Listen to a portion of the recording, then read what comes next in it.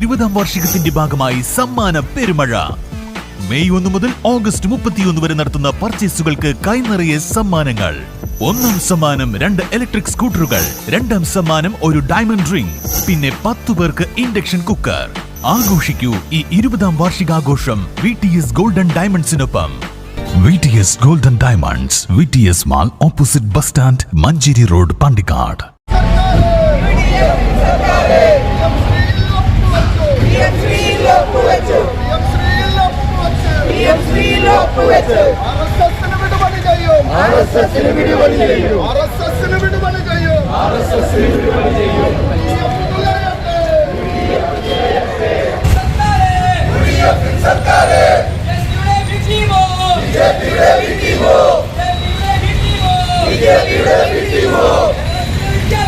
കേരളത്തിലെ വിദ്യാഭ്യാസം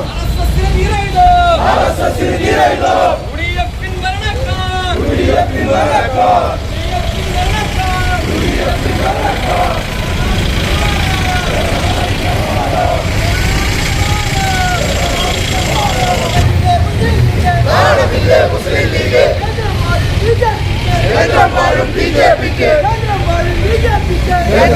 BJPക്ക്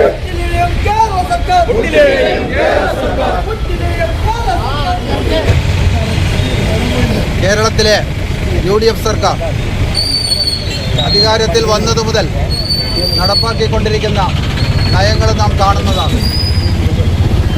എല്ലാവിധത്തിലുള്ള ജനങ്ങളെയും ദ്രോഹിക്കുന്ന രീതിയിലുള്ള നടപടികളുമായാണ് UDF സർക്കാർ മുന്നോട്ട് പോകുന്നത്. നമ്മൾ ഇന്നിവിടെ ഈ പ്രക്ഷോഭത്തിന് ആധാരമായിട്ടുള്ളത് PM ശ്രീയിൽ ഒപ്പുവെച്ച UDFൻ്റെ, പ്രത്യേകിച്ചും ലീഗിൻ്റെ, വിദ്യാഭ്യാസ മന്ത്രി ലീഗാണ്. എന്നിട്ട് പോലും അവർ ഈ പദ്ധതിയിൽ ഒപ്പുവെക്കാൻ തിടുക്കം കൂട്ടുകയായിരുന്നു. നമുക്കറിയാം, PM ശ്രീ പദ്ധതിയിൽ LDF വന്ന കാലത്ത് PM ശ്രീ പദ്ധതിയിൽ ആ പദ്ധതിയുടെ നയങ്ങൾ നടപ്പാക്കില്ല എന്ന് കൃത്യമായി പറഞ്ഞ ഒരു ഗവൺമെൻറ്റാണ്. കേന്ദ്രത്തിൻ്റെ ഫണ്ട് തരുന്നത് കേന്ദ്രത്തിൻ്റെ ഔദാര്യമല്ല, ആ ഫണ്ട് സംസ്ഥാനത്തിന് അർഹതപ്പെട്ടതാണ്. പക്ഷേ ഈ നയങ്ങൾ, കേന്ദ്രത്തിൻ്റെ നയങ്ങൾ നടപ്പാക്കില്ല എന്ന് കൃത്യമായി പറഞ്ഞതായിരുന്നു. PM ശ്രീ എന്ന് പറയുന്ന ഈ രാജ്യത്തിനകത്ത് വിദ്യാഭ്യാസ മേഖലയെ ആകെ കാവ്യവൽക്കരിക്കപ്പെടുന്ന RS സർക്കാരിൻ്റെ അജണ്ട കേരളത്തിനകത്ത് നടപ്പിലാക്കപ്പെടാനുള്ള തീരുമാനം കഴിഞ്ഞ ദിവസം കേരളത്തിനകത്ത് UDFൻ്റെ സർക്കാർ എടുക്കുന്ന സാഹചര്യം ഉണ്ടായി. ആ പദ്ധതിയുടെ ഭാഗമായി ഉണ്ടാകുന്ന യഥാർത്ഥ പ്രശ്നം കേരളത്തിലെ പ്രാഥമിക വിദ്യാഭ്യാസം തൊട്ടുള്ള വിദ്യാഭ്യാസ മേഖലക്കകത്തേക്ക് RSSൻ്റെ അജണ്ട, അവരുടെ രാഷ്ട്രീയ തീരുമാനങ്ങൾ വിദ്യാഭ്യാസത്തിൻ്റെ ഭാഗമായുള്ള പാഠപുസ്തകത്തിൽ ഉൾപ്പെടെ നടപ്പിലാക്കുന്നു എന്നുള്ളതുകൊണ്ടാണ് ഇടതുപക്ഷം ആ പദ്ധതിയെ എതിർക്കുന്നത്.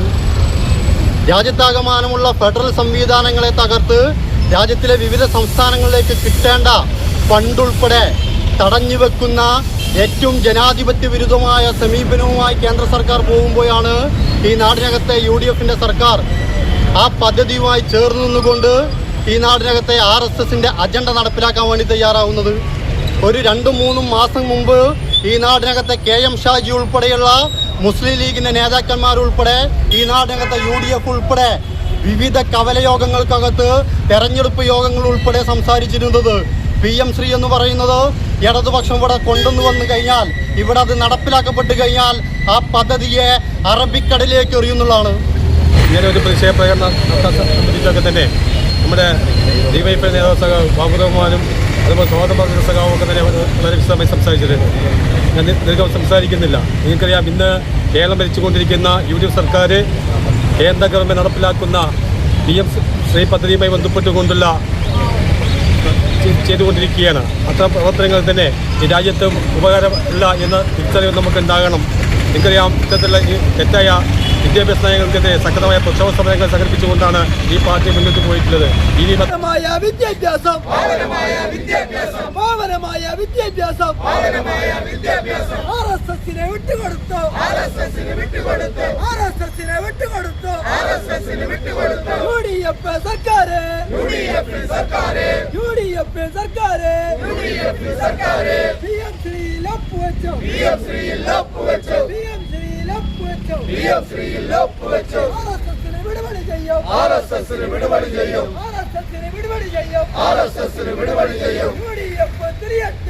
UDF